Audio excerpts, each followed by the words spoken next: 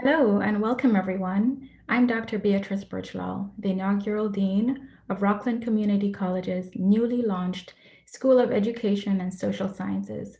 We're honored that you can join us in a discussion of the role of teacher education in post-pandemic New York, viewed from the perspective of the State University of New York's Board of Trustees Chairwoman, Dr. Merrill H. Tisch, and in conversation with Dr. Michael Baston, President of RCC.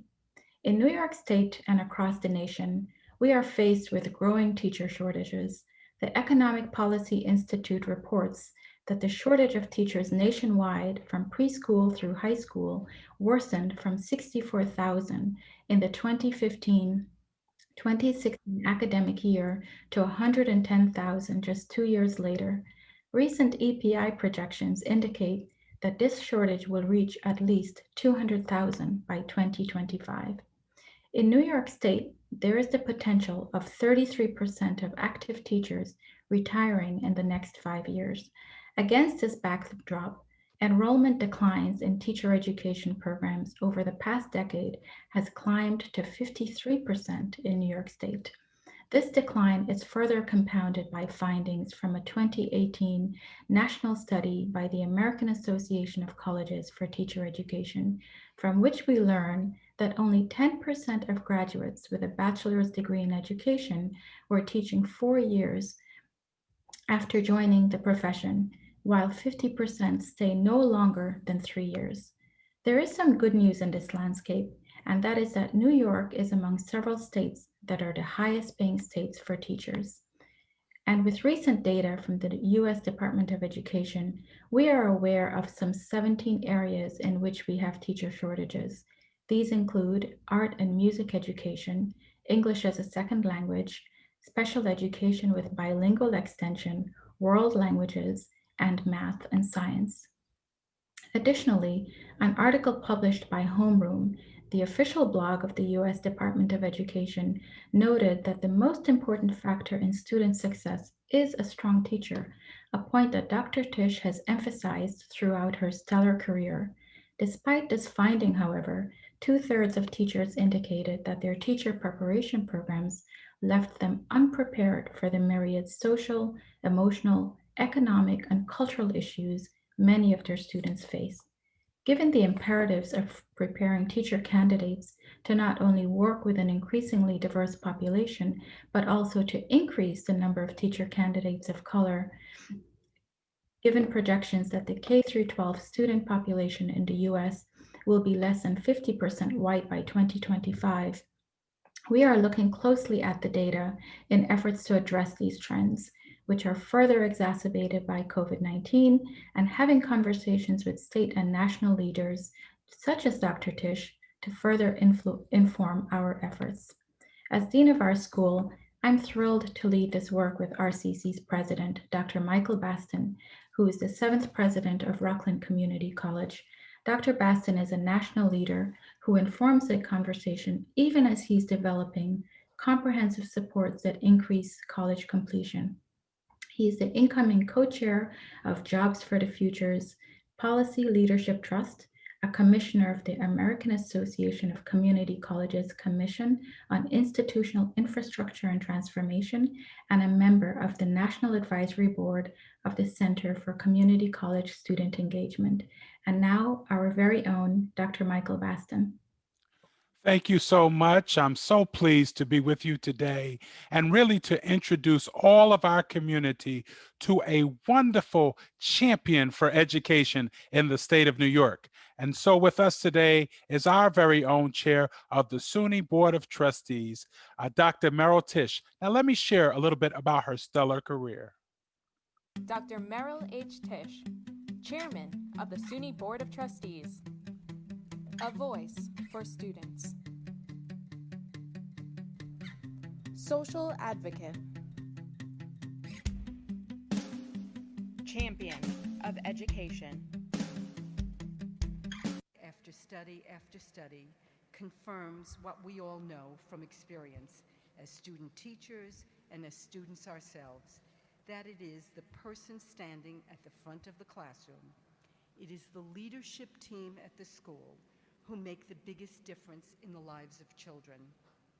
Rockland Community College welcomes Dr. Merrill H. Tisch.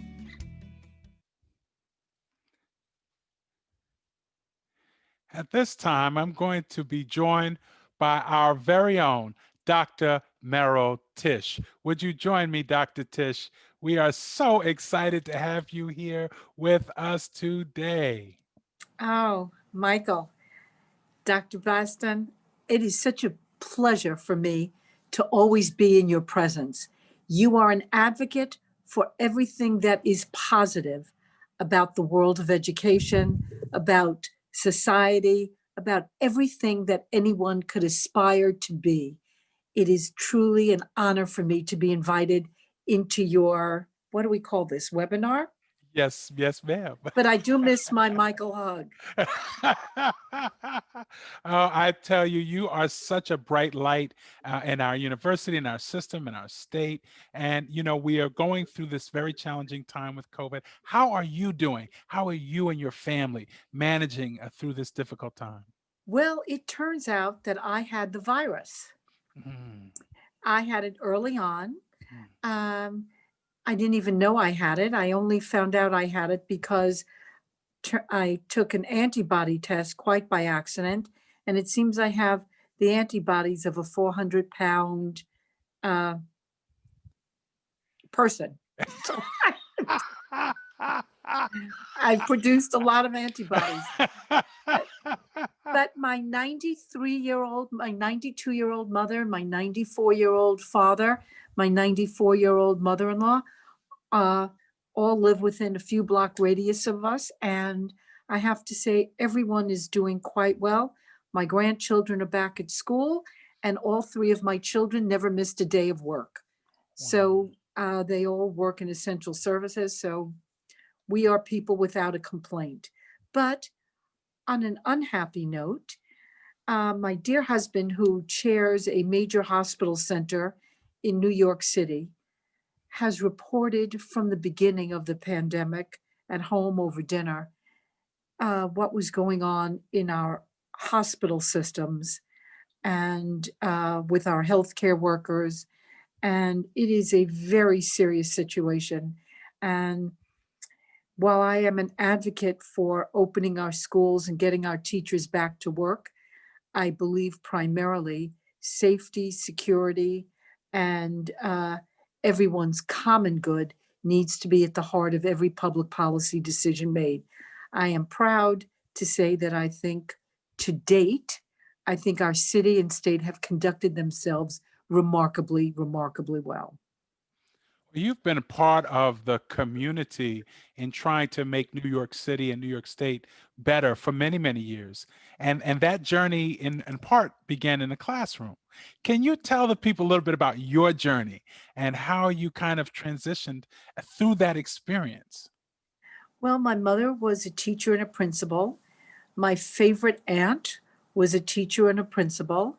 And it was just not a question from the time that I was a very young girl that I wanted to be a teacher. And I went to college, and then I moved to Philadelphia where I taught. I moved to Chicago where I taught, came back to New York, did my master's degree, ultimately did a doctoral degree. And I have to say, it is a profession that has made my life better, more interesting, made me, I think, a better citizen, because what you learn in the classroom while you're teaching about people and families and struggles and highs and lows and adapting and being human and the humanity that you share is just the gift that keeps giving to me every single day. To this day, I will walk down the streets of New York or get an email or get letters from people who I taught, who years ago, 30 years ago, who will say to me, "Oh, Dr. Tish, my son is applying to college. would you help me write an essay? Or would you write a letter of recommendation? My daughter wants to go to medical school, or my son wants to become a teacher. The connections that you make to communities through classrooms, through actively working in communities, is just a marvelous, marvelous, enriching experience. That's why I always love talking to people who want to be teachers, because I know what's ahead of them, and it's great. That is phenomenal. And you really talk about sort of this magic. As I'm listening to you talk, I can see you literally lighting up, because there is a magic that happens in the classroom. Will you agree? It is. You know, teaching can be a lonely profession. You become a certified teacher, and 6 weeks later, you find yourself in front of a classroom with all of these kids, and they close the door, and you're there alone. And it's an enormous amount of responsibility. I always love to tell my most challenging day in my first 3 weeks as a teacher. They closed the door. There I was alone. And there was a first grader. His name was Seth. And he was going to challenge every single second. He was just about swinging from the light bulbs, this kid. And he was getting them all together. So I called. I opened the door and I went to the teacher next door and I said, "What should I do?" And she said, "Honey, you're on your own." So I said, "Well, what would my mother do or my aunt do?" So I said, "Listen, children, I've got to go talk to the teacher next door. I'm going to be gone for about a minute. Seth, you're in charge. When I come back, would you please make sure that everyone is in their seat?" And, it was a real learning experience for me, because I learned from that, when you confront something that makes you uncomfortable and you make that part of the solution, you get a much better solution than if you just ignore it or exacerbate it. It was one of the great, it still sits in my head as a daily reminder about how to manage complicated situations. Don't be confrontational, be respectful of the person who's on the other side of the fence, and make them your partner.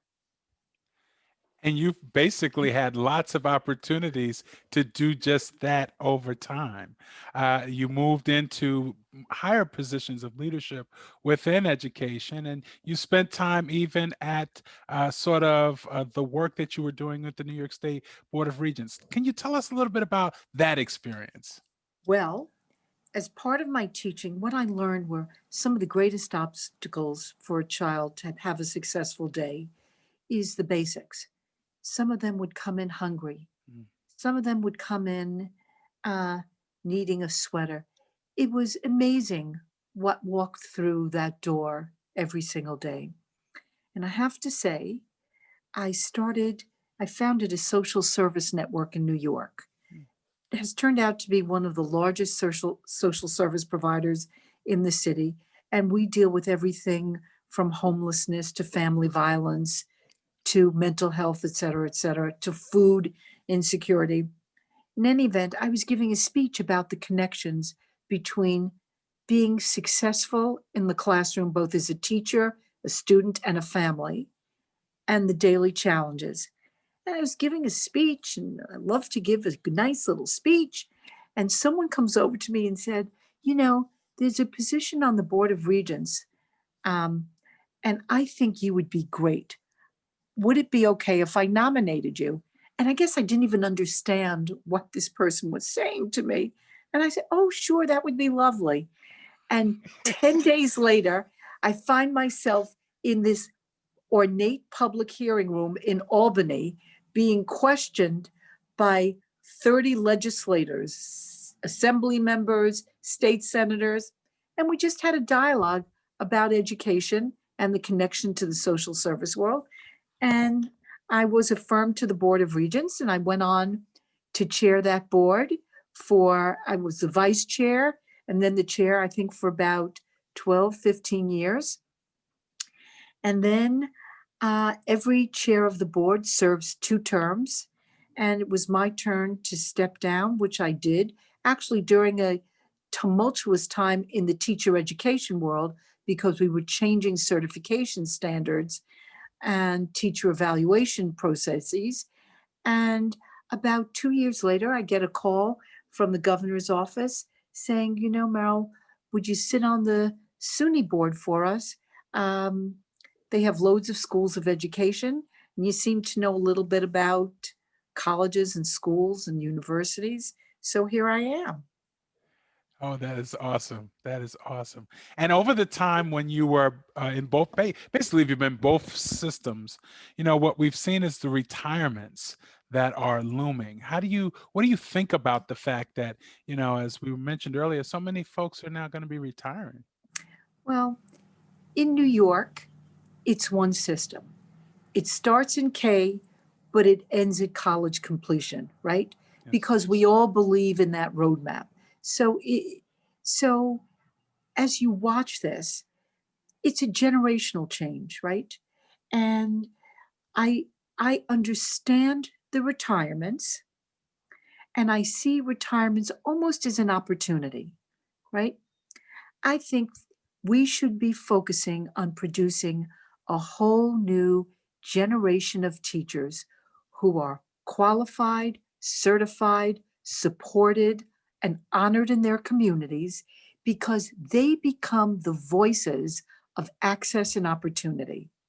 And so I think it saddens me that people are retiring, but I also see that as an opportunity. If we are smart enough to figure out how to attract multiple racial, ethnic capacities in the teaching field to stand in front of those classrooms of the next generation of students, we will do more to heal the rift in our midst than anything else. The role model that you become as a teacher is just extraordinary. You become a point of access, not only for the student in your classroom, I dare say, but for their families and for their pastors and for their caregivers and for their extended family. If you do the profession well, you are really an anchor in oftentimes unstable lives.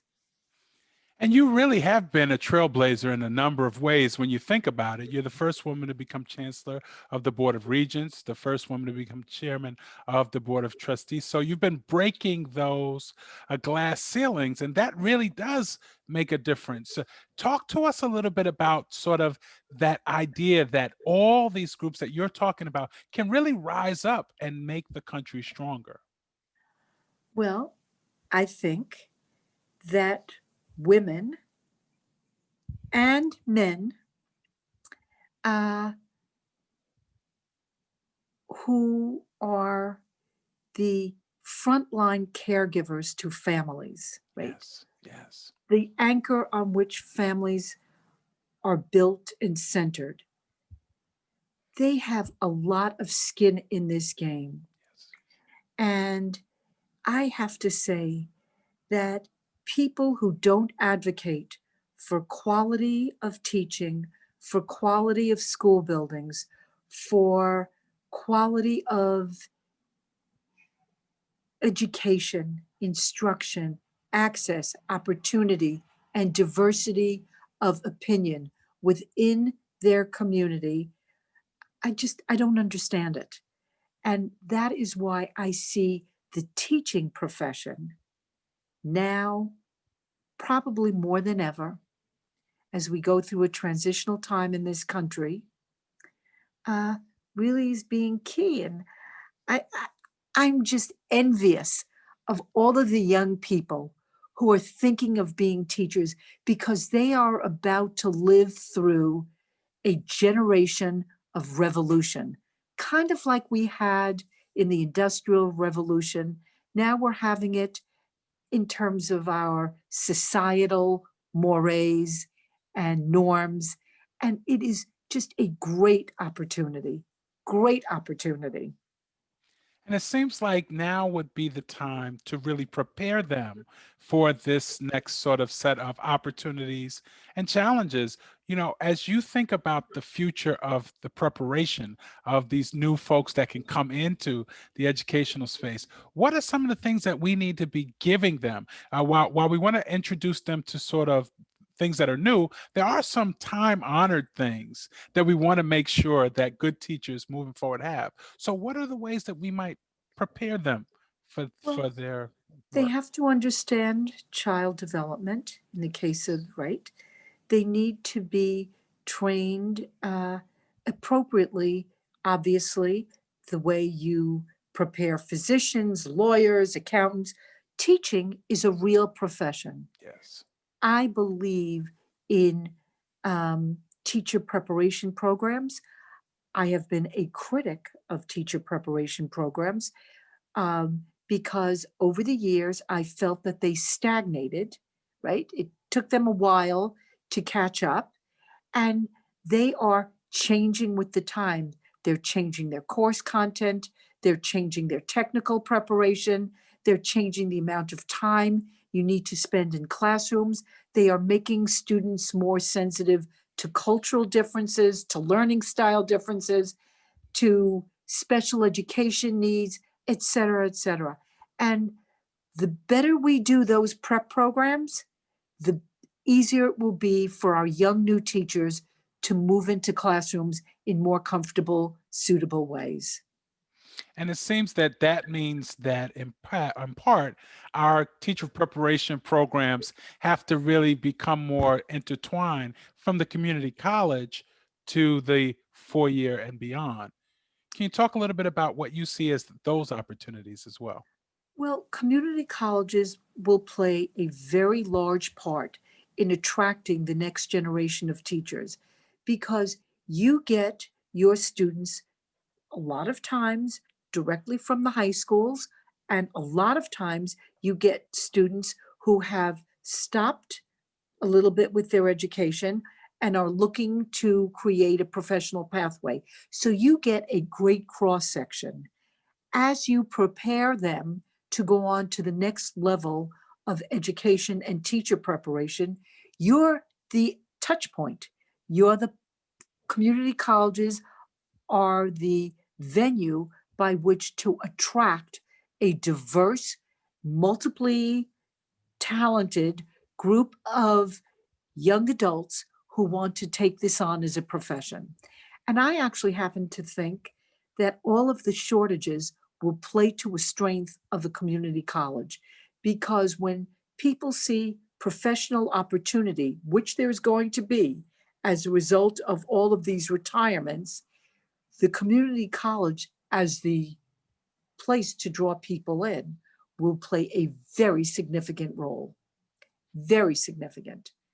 And it's so interesting because when we looked earlier at the statistics, that there are really good paying opportunities for teachers in the country, most specifically in New York. We're the second best paying in terms of entry salaries for teachers, and with so many types of teachers that we need, it just seems like a good sort of opportunity for a professional pathway. But what do we have to do to get more people engaged and interested in this really great opportunity? Well, people need to start to refocus on why education is important. Yes. And as we talk about the racial and monetary divide in this country, I have always believed, as was in my case, that education for me was the ticket out of poverty. I lived in very humble circumstances. Everything in our household focused on education as the pathway. Every sacrifice that my grandparents and parents and my community writ large made to set me free to have a full life came through education. And as you at the community college attract people into career pathways. Clearly, the shortages, the opportunities, I think the honor and the focus that is going to be given to the teaching profession, once again, is really important. I will also say that I think this is a transformative election we just had nationally. The president-elect's wife is a faculty member of a community college who actually, I think her community college has a superior teacher preparatory program. I believe that her firsthand engagement in career pathways through the teaching profession is going to be seminal in the annals of community college history. I really do. So do you think the next couple of years will be good years for education? I think the next couple of years are going to be complicated years. I think the ravages of this pandemic, the wounds that they've opened, sometimes for the better, I think are going to be points of healing that need to take place. But what is something that no matter what is going on the streets or in people's personal lives, every day parents across this state look forward to sending their children to school. Teachers are going to be a turning point in the healing that needs to take place. They will be front and center in so many conversations. They will be community leaders, community advocates, caregivers of the emotional, social, and educational well-being of a generation who are coming online post-pandemic. So you really are describing teachers in a way as these essential workers, you know, They in are. that sense, and the idea that sort of we will be ambassadors for opportunity and hope in communities. So how did you get this passion? How did you get this sort of desire to see so many people move forward in their own lives? Because it's really evident in what you're talking about. Well, I was given the opportunity to move forward, right? And I always felt, oh, people would say to me, why do you take the teaching and this so seriously? And I would always say, I know what it felt like to be on the short end of a stick. I lived in a complicated community. We did not leave the house after 5 o'clock at night. I was cherry picked from that community to go to a private school where I was given a full scholarship for 12 years. The other kids in my neighborhood had to go to failing schools, but I knew all of them. And I knew they were as smart as I was. Their parents were as good as I was, as my parents. Everything, it was a luck. It was a lucky thing. And I just felt I watched the difference in my career path and their career paths. And I saw that because of education, I had choices that they didn't have. And I would say, that really makes me hungry. I am hungry for America to be a great equalizer. America will only continue to be a great equalizer if our public K-12 system, college and university system thrive. If they fail, we will fail. Mm. That's powerful. That is powerful. And you're a person that also puts sort of your backing into it, because you went on a tour of all of our campuses to tell us a little bit about what you learned when you were sort of touring our institutions. Well, I don't know if Johanna Duncan Poitier is on the call. Johanna, darling, are you there? She is here. She's in the audience. So Johanna and I and a wonderful woman who works as secretary to the board of trustees went on a tour. And we went on a tour of all the campuses. And, when you go with Johanna, it's like going with the First Lady of Education in New York.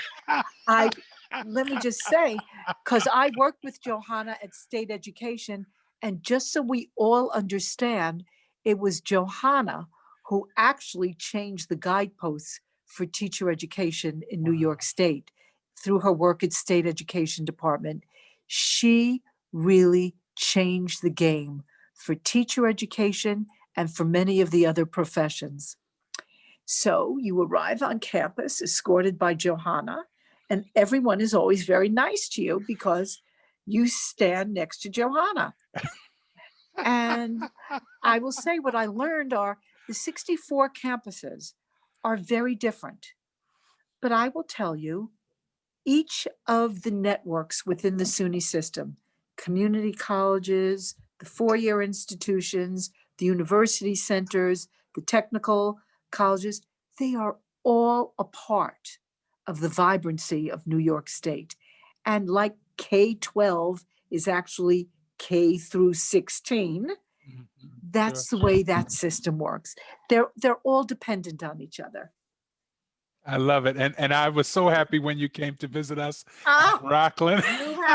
you had that wonderful group cook breakfast for us. I said to my husband on my cell phone in the car, I said, well, I don't care where you had breakfast. I had all these chefs preparing my breakfast. And you've been so gracious. You came down to visit us also at our new culinary center, and just such a good thing to have you. And what I love is that you actually spend time to actually talk to faculty, to talk to students, to listen to sort of the things that are important to them. Where did that sort of come to you as sort of a part of the way in which you're doing the work that you're doing now? Well, I don't think, just because, when you're a teacher, what do you learn? You learn that in order to advocate for kids and families, you have to get to know them. It's really not an 8 to 3 job. Okay. So if I was going to be responsible for advocating and making policy choices for the SUNY system, I had to get to know who the people were. And that is why I thought it was really important to get to the campuses. So I would not be a stranger to them. They would not be a stranger to me. And I'm a student by nature.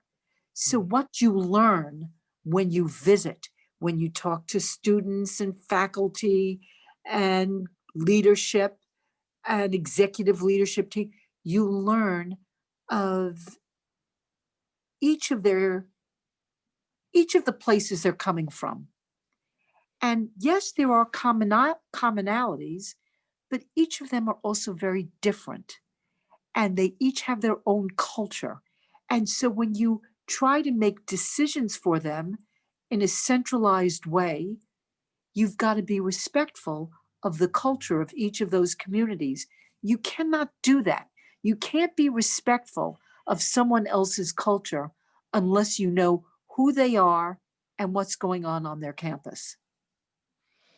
Well, it really has made a great difference as you've been a part of our lives in such a robust way.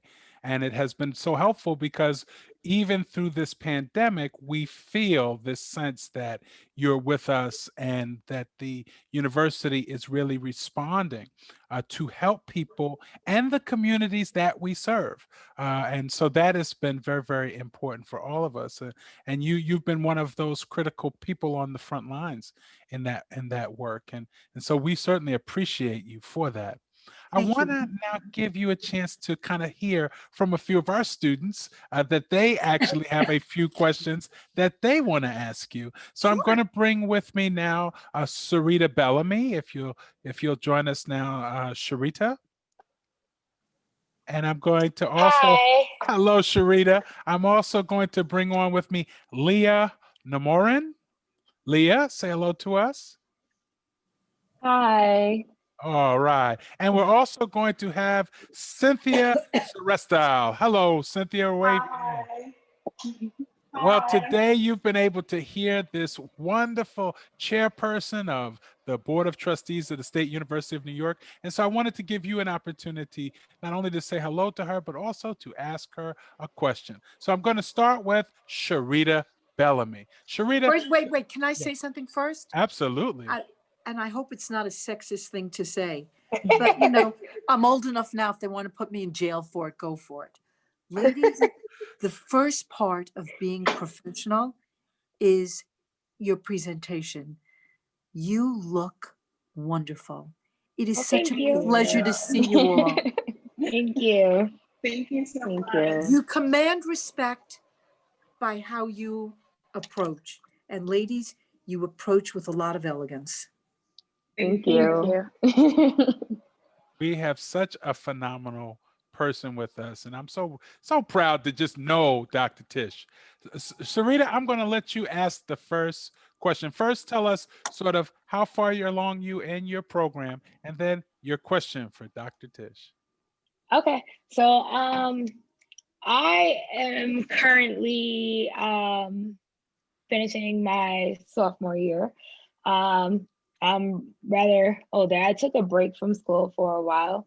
I had a lot of things going on, but I am back. Part of the challenges is like I thought I wasn't going to be ready. I thought I wasn't going to be able to handle it.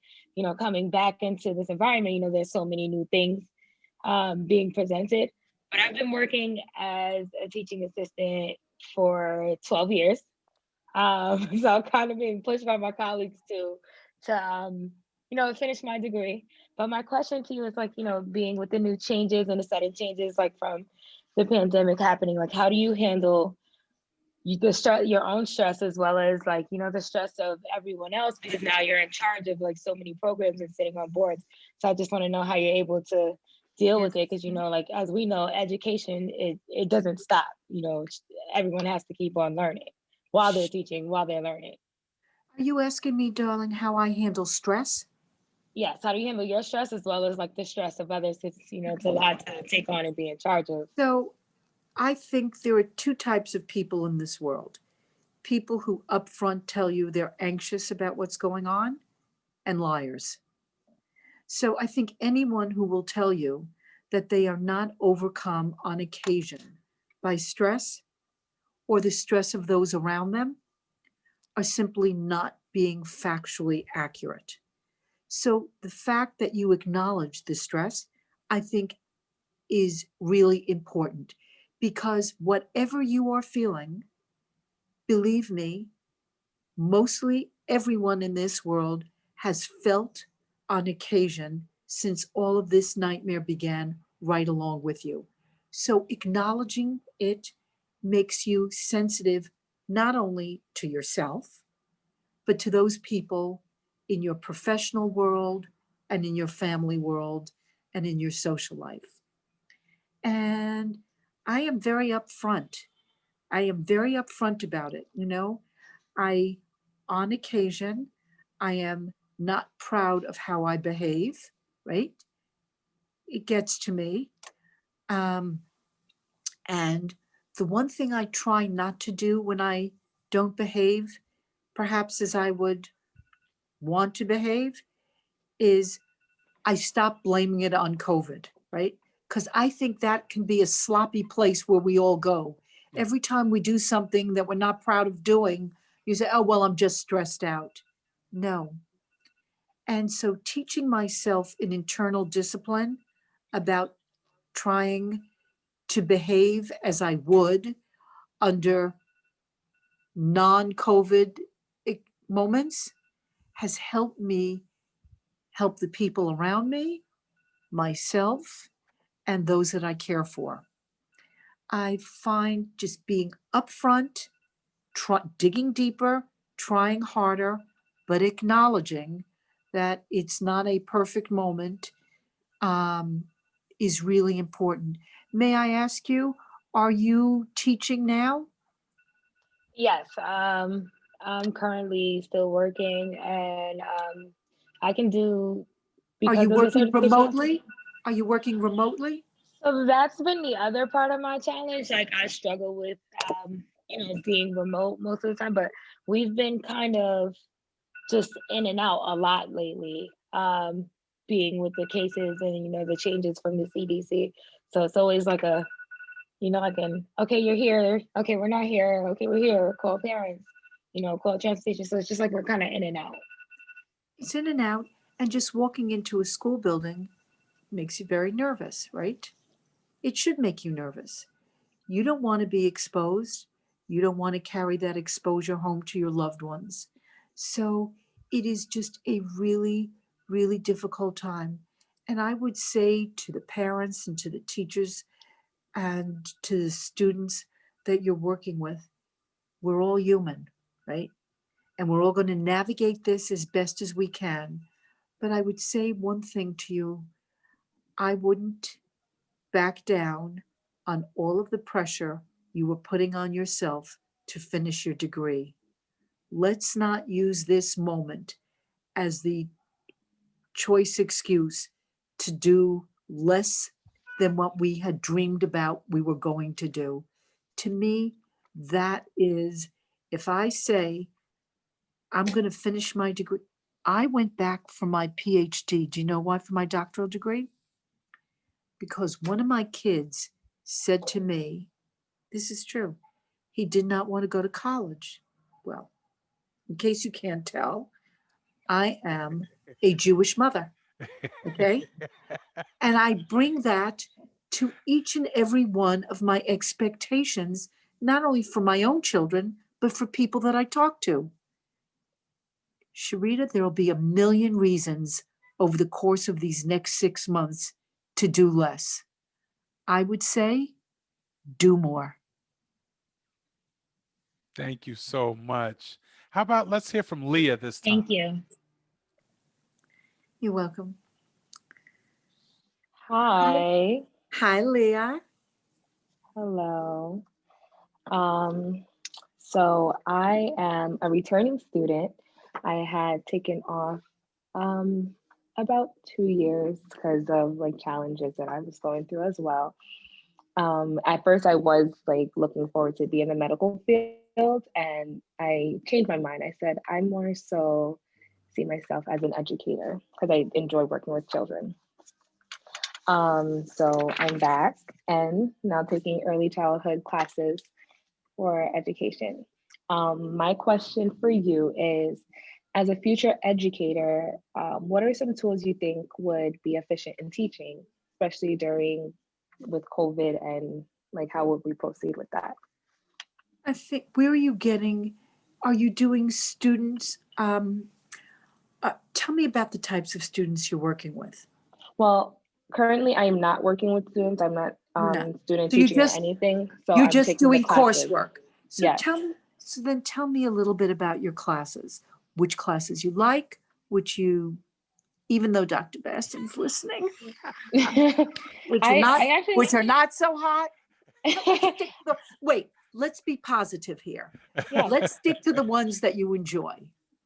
I enjoy, I'm part-time right now because I do work full-time. So I actually You enjoy mean both of my classes. that's all you do is work full time and go to school? Yeah, that's all I do. You sound to me like a classic underachiever. Thank you. Okay, my dear. Okay, so what do you enjoy in your courses? What do you enjoy? I enjoy so I'm taking like pre-classes. So it's education for K through 6th grade and teaching education for kindergarten to 6th grade. So with that, like I'm learning the little little skills of how to not project, but what is the word I'm trying to say? You learn how to classroom manage? Yes, that's that's what I was trying to get at. Okay. Classroom management and like lesson planning, And You're learning the basics, right? basics, yes. Right. I would pay attention because it's the basics that give you the blocks to build on. People Okay. who aren't exposed to the basics will always struggle. Like I started to do a Pilates tape yesterday just because I felt it was time for me to move a few different muscles. Hmm. And of course, being me, lessons 1 through 12, I, the genius, thought I was going to start on lesson 8 because I'm in pretty Right. good shape. Let me tell Hmm. you something. Cannot walk this morning, okay? I went back to look at the first 6 lessons, which I ignored, and saw that actually the building blocks they would have given me there would have stood me in really good stead. And I think that's the way everything is. These basic course content classes that you're taking now are going to be the tools in your toolkit that you are going to constantly go back to. They're going to give you the ability to learn more, to question more, and to be more confident. And Right. so, but shortly into this education, I would figure out what I enjoy about education, what I think I would enjoy the most, and I would focus like a laser on that. You might be someone who enjoys early childhood. You might be someone who doesn't like young kids. I wouldn't waste too much time then preparing to teach young kids. I would get the basics and then focus and spend all my energy when you're not working full time or going to school full time, figuring out. That. I admire you, Leah. I think that Thank you. you take on a lot, and Thank which is you. why you will be a successful teacher. Teaching Thank is a you. lot. It's a Mhm. lot, but obviously you're a hard worker. Yes, I love challenging myself. That's the thing. You will be successful, my dear. Thank you. Thank you so much. And I wouldn't say, if I didn't believe it, I'm not going to lead you. Thank you. Thank you so much. Thank you, Leah. And Cynthia, I want to give you a chance to ask Dr. Tisch. This is just so wonderful. Our whole audience are really benefiting from this. Cynthia. Hi, Dr. Tish. Hi, Cynthia. I'm also a sophomore, a recurring sophomore. I'm leaning towards the end of my studies, and my question for you is, what is some advice for future teachers when it comes For to what? this? I'm sorry, For darling. for future teachers when it comes with struggling with having a balance with taking work home. Oh, well, that's a very complicated. Teaching, I think, like medicine or like any of the other professions, is very hard to leave in the office, right? I can't imagine if you're a teacher of worth that you yourself would respect, not thinking about what's going on with each of the students in your class in an ongoing way and personalizing it. And a lot of people would say to you, well, when you personalize your profession, often you are not as credible a professional. And I would say in my life, any professional, I don't care what profession they're in, who does not personalize is not a professional I'd want to do business with. So it is really hard to see a child who struggles or a family in crisis and leave the building at 3 o'clock in the afternoon and not think about it while you're preparing dinner or you're putting your own children to bed or whatever. It's part of, I think we've mentioned this, Dr. Bass and I mentioned this earlier, it's part of the humanity of our profession. We are in the people business. We are in the business of bringing people and families and communities along. And if you don't feel it, then you can't advocate for them. And So I can't honestly tell you that you're going to be able to leave this at the door. It's every day you're going to have a few hard cases, and they're going to stick with you. And I don't care if it's 11 o'clock at night on a school night, or 12 o'clock in the afternoon on a Saturday, or when you're sitting in church, or when you're visiting your grandma, whatever, it's going to impact you. It's going to impact you, I think, in a way that makes you, not that you need to improve, even a finer person. It's the way it is. It's one I of those agree. professions that's 24/7, which is why I always think, I don't think we ever pay teachers enough. And if I were going to advocate a policy now, I would say one of the things that I've always felt, it's really expensive to become a teacher, really expensive. I think that we should forgive the student loans of everyone who comes into the profession who gives a certain number of years of service. Forgiving these loans, I think, will help us bring more diverse pockets of people into our profession and allow them to get the preparation and support and guidance that they need, both when they start their content work and when they are new teachers in the classroom. So I am a real advocate for forgiving loans of people who come into the teaching profession as a way of enhancing their remuneration as well as their lives and their professional acuity. So Thank that you may so not much. make me very popular, but it's what I believe.